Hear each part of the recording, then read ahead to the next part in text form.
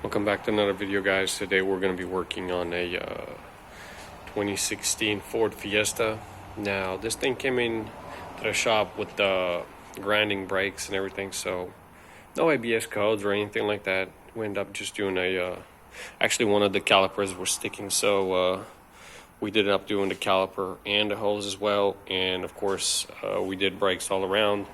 But once we got all that done, everything put back together, we noticed that the car still had the same issue, which is one of the wheels, which is the front left in this case, was still sticking. So basically what we ended up changing the master cylinder.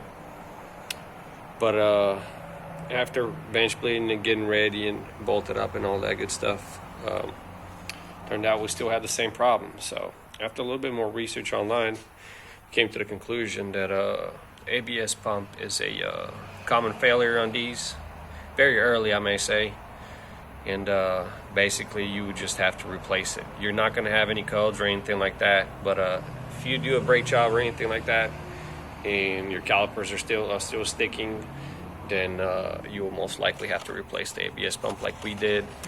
You can get the reservoir out of the way from over here, and then you'll have access. There's 2 bolts on holding this ABS pump on the bracket, and you'll be able to access them. One's right down here. You'll be able to see one from up here as well.